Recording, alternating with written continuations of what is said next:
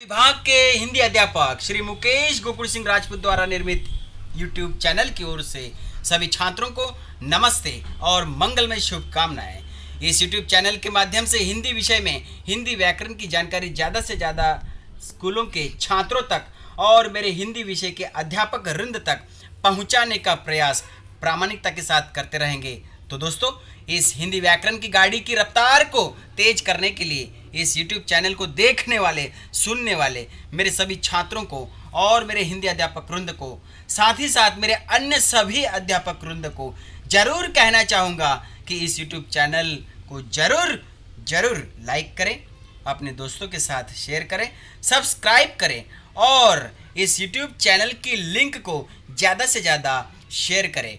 और मेरा वीडियो आपको कैसे लगा इस बारे में जरूर कमेंट करें। तो दोस्तों, आज के इस सत्र में हम वाक्य किसे कहते हैं इसके बारे में जानकारी प्राप्त करेंगे। तो चलिए, वाक्य की परिभाषा इस प्रकार: हमारे मन का एक विचार पूर्ण रूप से प्रकट करने वाले सार्थक शब्द समूह को वाक्य कहते हैं। दूसरे अर्थ में इसकी परिभाषा इस प्रकार दी जा सकती है: जिस शब्द या शब्द समूह से पूरी बात समझ में आ जाती है उसे वाक्य कहते हैं।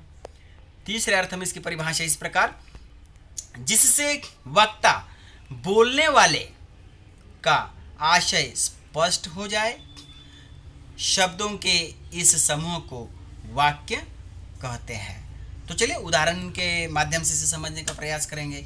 तो उदाहरण में, दोस्तों वातावरण में हवा बह रही है। ऊपर दिए गए वाक्य में सार्थक शब्द समूह के साथ साथ पूरा आशय या बात समझ में आ जाती है, इसलिए वह वाक्य कहलाता है। तो इस प्रकार हमने वाक्य की परिभाषा साथ ही साथ उदाहरण के साथ वाक्य किसे कहते हैं यह समझने का प्रयास किया। अब हम अगले टॉपिक में वाक्य के मुख्य दो अंग या घटक इसके बारे में जानकारी प्राप्त करेंगे। तो चलिए, वाक्य के मुख्य अंग, घटक या अवयव इस प्रकार: वाक्य के मुख्य दो अंग, घटक अथवा अवयव होते हैं, उनसे मिलकर ही वाक्य का स्वरूप बनता है। तो वाक्य के मुख्य दो अंग या घटक इस प्रकार: पहला उद्देश्य और दूसरा विधेय। तो अगले टॉपिक में हम वाक्य के मुख्य दो अंग में सबसे पहला अंग उद्देश्य किसे कहते हैं इसके बारे में जानकारी प्राप्त करेंगे। तो चलिए, उद्देश्य की परिभाषा इस प्रकार: वाक्य में जिस वस्तु या व्यक्ति मतलब कर्ता के विषय में कुछ कहा जाता है, मतलब विधान किया जाता है, उसे उद्देश्य कहते हैं। उदाहरण इस प्रकार दे सकते हैं। पहला उदाहरण, गणेश पाठशाला जाता है। दूसरा वाक्य, घोड़ा दौड़ रहा है। तीसरा वाक्य, आत्मा अमर है। ऊपर दिए गए वाक्य में गणेश, घोड़ा और आत्मा यह शब्द उद्देश्य है, क्योंकि इनके विषय में कुछ कहा गया है, अर्थात विधान किया गया है। तो इस प्रकार से दोस्तों, यहाँ पर उद्देश्य किसे कहते हैं, उद्देश्य की परिभाषा और उदाहरणों के माध्यम से उद्देश्य को समझने का प्रयास किया। अब वाक्य के मुख्य दो अंग या घटक में दूसरे नंबर पर आता है विधेय। विधेय किसे कहते हैं इसकी जानकारी प्राप्त करेंगे। तो चलिए, विधेय की परिभाषा इस प्रकार: वाक्य में उद्देश्य मतलब कर्ता के विषय में कुछ कहा जाता है, उसे विधेय कहते हैं। दूसरे अर्थ में इसकी परिभाषा इस प्रकार: उद्देश्य के विषय में विधान सूचित करने वाले शब्द को विधेय कहते हैं। उदाहरण के माध्यम से इसे समझने का प्रयास करेंगे।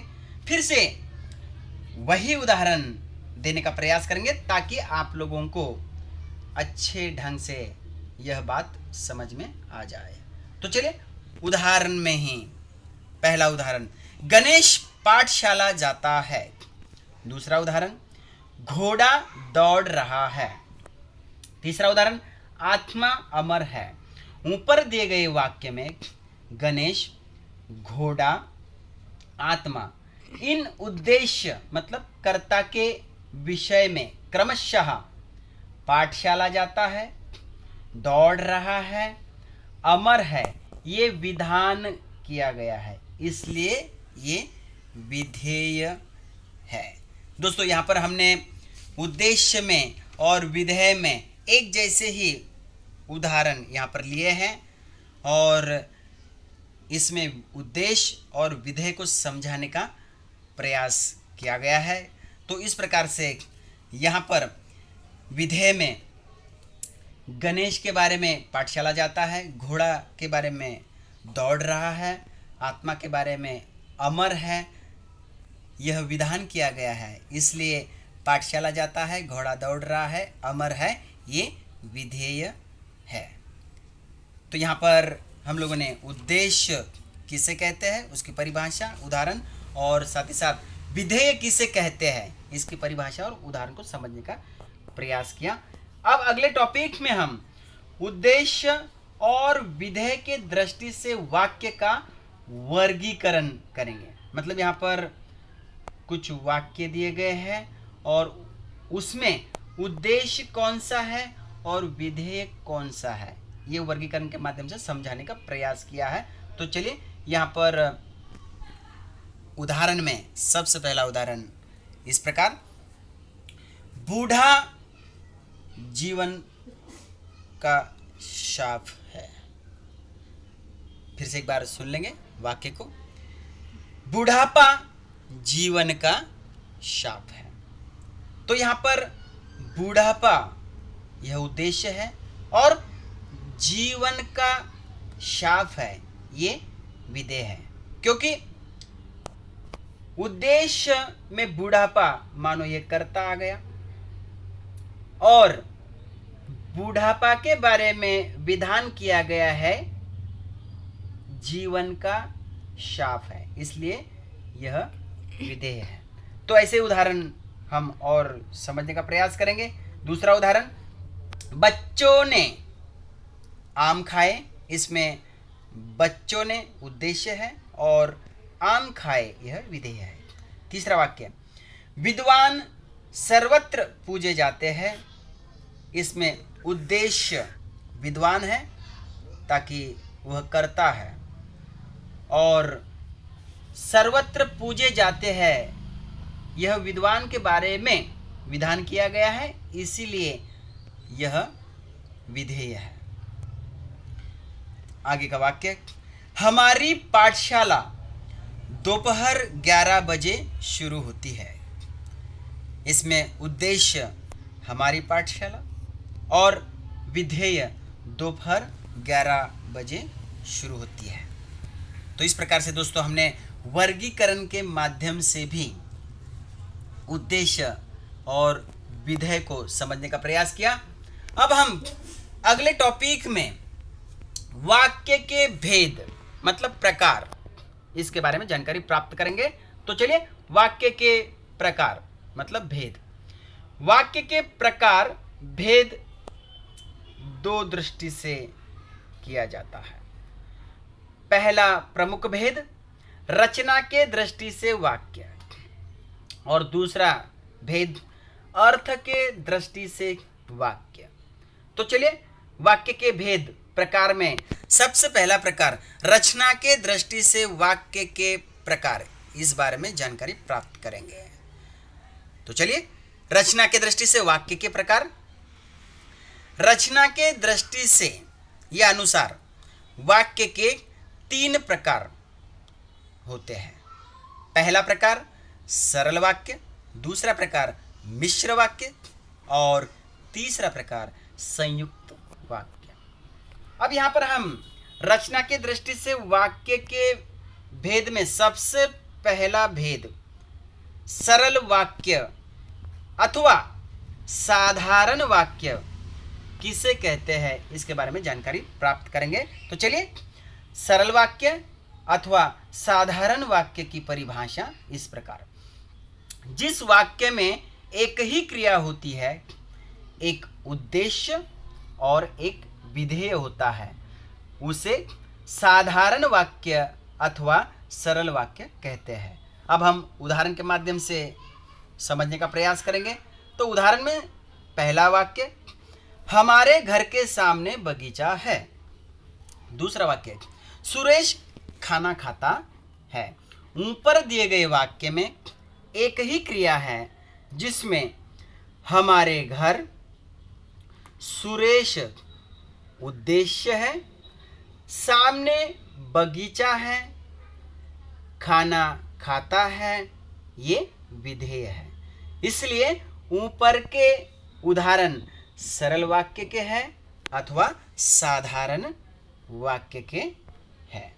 तो चलिए दोस्तों, हमने यहाँ पर सरल या साधारण वाक्य की परिभाषा और उदाहरणों के माध्यम से उसे समझने का प्रयास किया।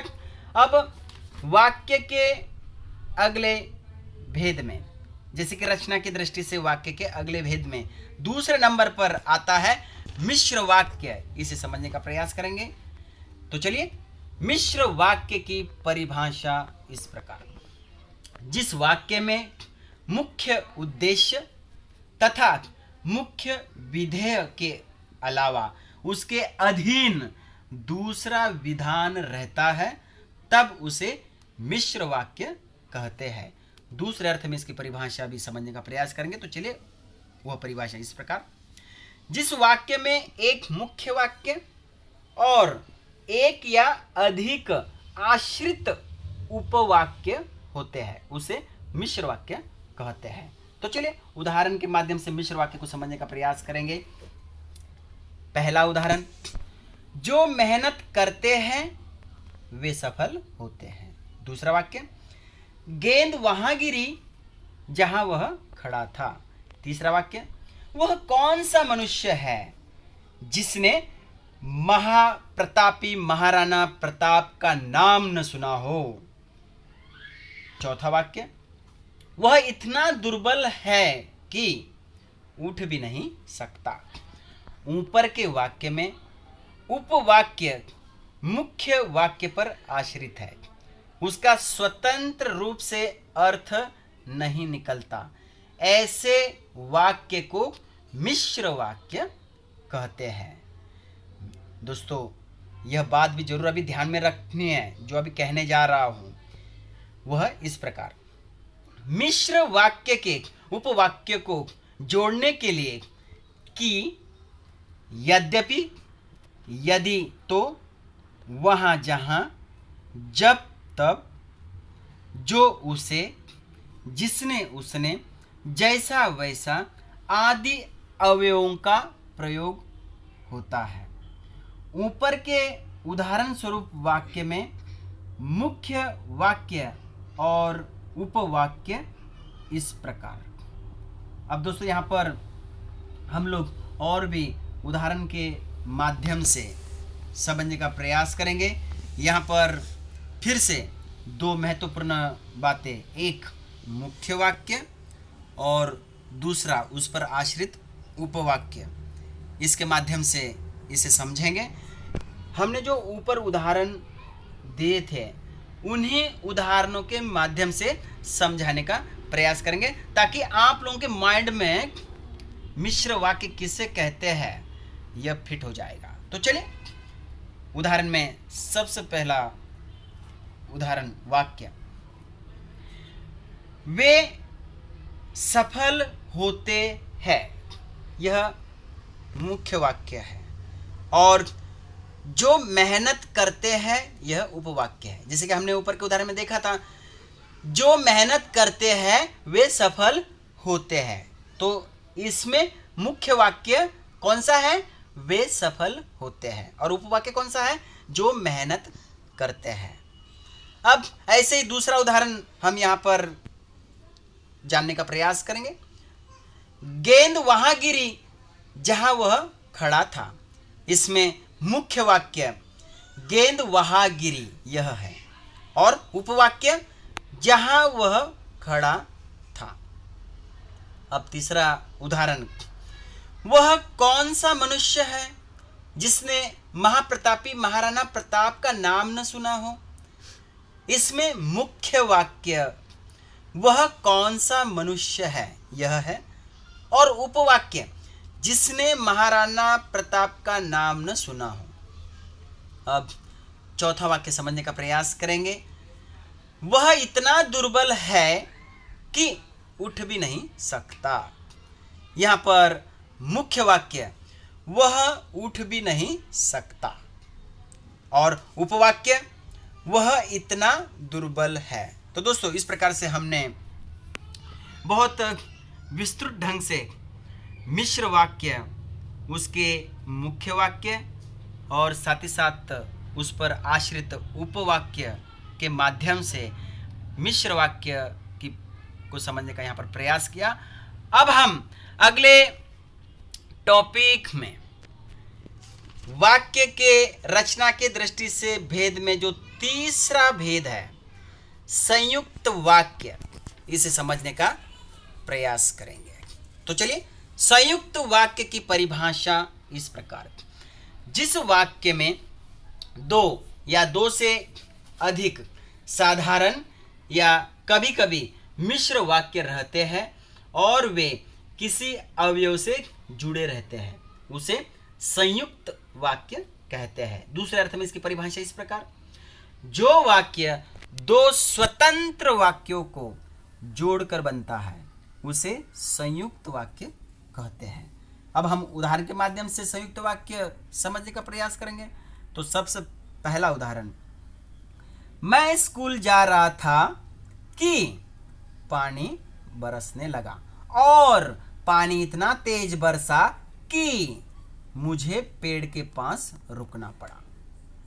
तो दोस्तों देखिए, यहाँ पर कि और फिर से आया है कि, यह समुच्चय बोधक शब्द जो है, अवयव जो है, वह जोड़ दिया गया है।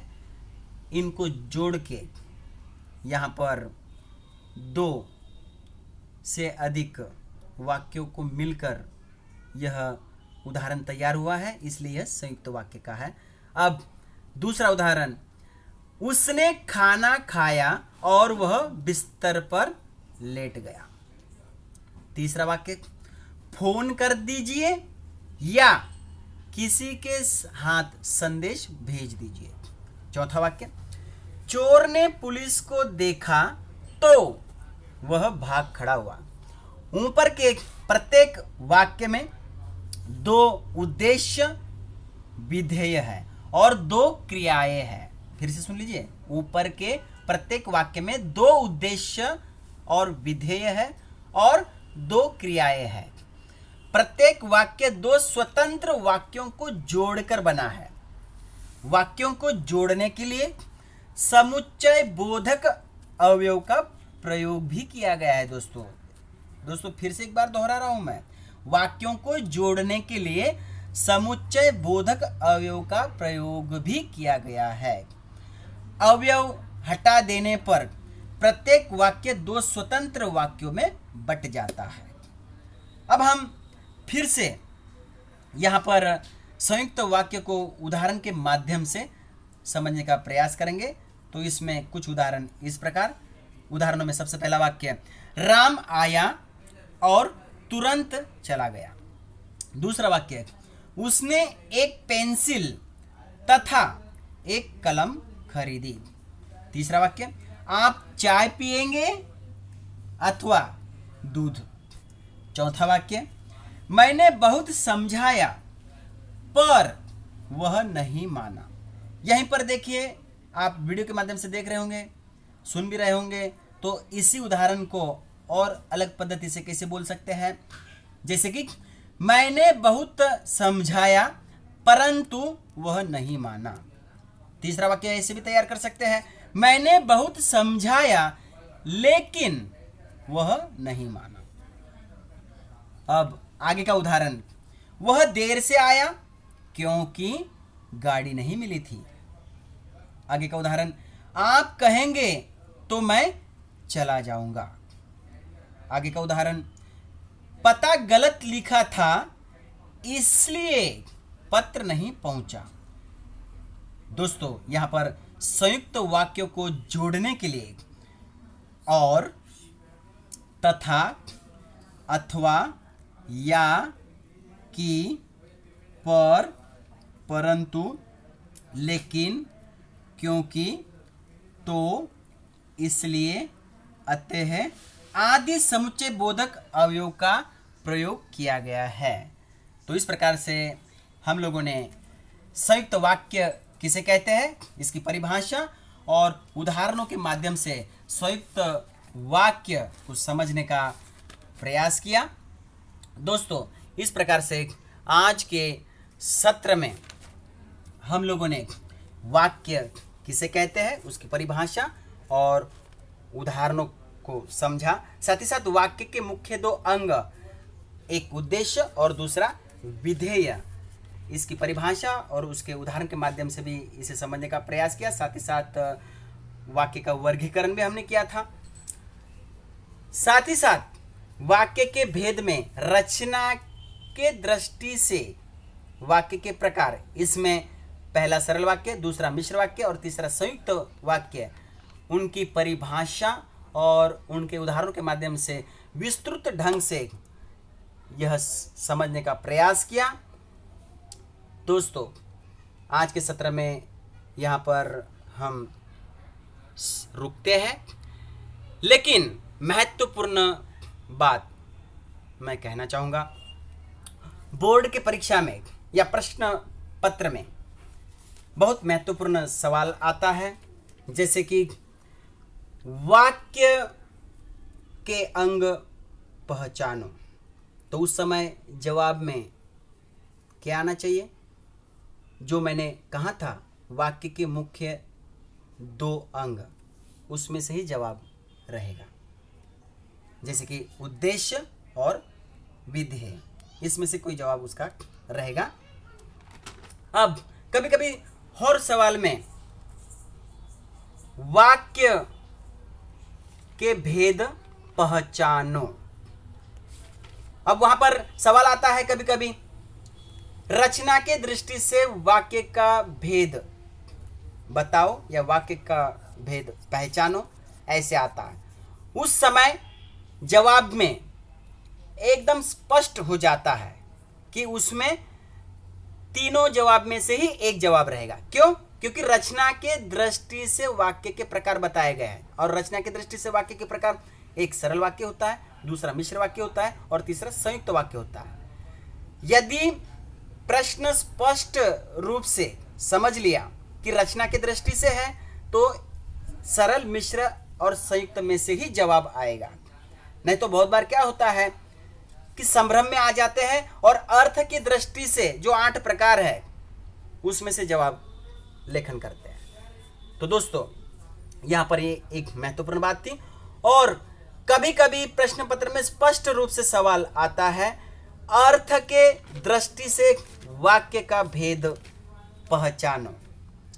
तो उस समय अर्थ के दृष्टि से जो 8 भेद है, जैसे कि विधिवाचक वाक्य, निषेधात्मक वाक्य, आज्ञावाचक वाक्य, प्रश्नवाचक वाक्य, विस्मयवाचक वाक्य, संदेहवाचक वाक्य, इच्छावाचक वाक्य, संकेतवाचक वाक्य, इसमें से ही जवाब आएगा। क्योंकि यहां पर स्पष्ट पूछा है कि अर्थ की दृष्टि से लिखो, तो इनमें से ही जवाब आएगा।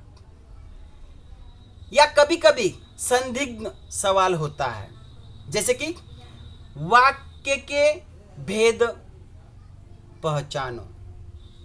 उस समय वहां पर मानो रचना की दृष्टि से वाक्य के भेद पहचानो या अर्थ की दृष्टि से वाक्य के भेद पहचानो, ऐसा नहीं दिया है, लेकिन संदिग्ध सवाल है, वाक्य के भेद पहचानो। हाँ, उस समय आप लोगों की कसौटी लगेगी, क्योंकि यहां पर आप लोगों को रचना के दृष्टि से वाक्य के प्रकार जो है और अर्थ की दृष्टि से वाक्य के प्रकार जो है, इन सबको सामने रखते हुए आप लोगों को बड़े सूझबूझ के साथ इस सवाल को हल करना होगा। तो इस प्रकार से जो बोर्ड की परीक्षा के हिसाब से प्रश्न पत्र में सवाल पूछा जाता है, इसकी महत्वपूर्ण जानकारी मैंने आप लोगों को यहाँ पर बताई। इस प्रकार बड़े ध्यान से सूझबूझ के साथ सवाल को हल करने का प्रयास करना है। तो दोस्तों, यहाँ पर यह सत्र समापन की ओर लेकर जाते हैं। जाते जाते मैं फिर से कहना चाहूँगा कि यह जो व्याकरण का क्रमबद्ध वीडियो ऑडियो आप लोगों तक पहुंचाने का प्रयास कर रहा हूं, और इस वीडियो ऑडियो को बहुत भर भर के प्रतिसाद मिल रहा है।